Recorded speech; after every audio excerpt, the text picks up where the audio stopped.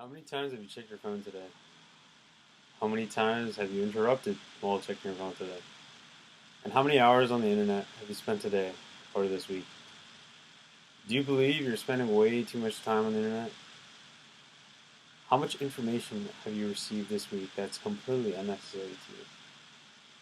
Welcome to my TED Talk, titled Information Overload, brought to you by the McMaster University Ethics and Sustainability class of winter 2017.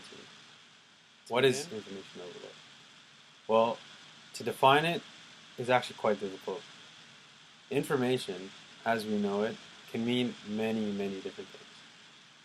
Information can range from a snippet of music, it can range from the weather, or it can range from some unprocessed data. And what is overload? Is it something that's good for us?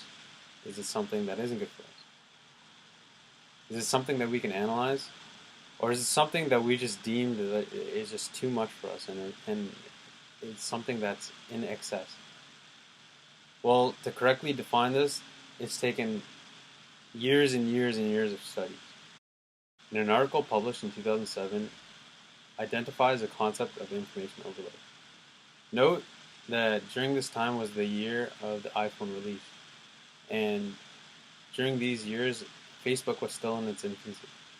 So to begin, the concept of information overload has existed even before the influx of social media in the last decade. So how has it affected people today? Well, let's back up a little bit. How many times have you checked Facebook this week? And how many times have you checked your phone unnecessarily this week? I bet you can't count. I bet the number of hours would probably astonish you. Do you realize how much information you're processing unnecessarily and how much information that's passing through your brain actually is a waste of energy? I don't think most of us realize this. In fact, I don't think most of us could tally or even accept the fact of how much time we spend on internet-enabled devices or social media or just gathering information that we don't need. This really isn't limited to social media or checking your phone. It could be watching the news. We know because of telecommunication advancements, we know what's happening on the opposite side of the world instantly. That necessarily isn't a good thing. We don't need to know the breaking news that's happening in Indonesia right now. Or we don't need to know the breaking news that's happening in Africa or the Middle East or Europe at this current moment. Well, maybe we do, but we can't even control it.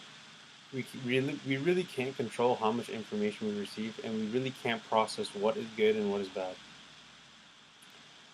What I think I mean to say is that the filtering process on information overload is just far, far too great. So how do we regulate this going forward? Well, firstly, we have to identify the problem. We have to identify what limits to the freedom of the press has based on, and I quote, fake news. We have to identify what is demanded of us in terms of information and what filtering process we have to undergo to take in information at a healthy rate. This is something we need to think of moving forward in our society, and how this relates to sustainability and ethics is far-reaching.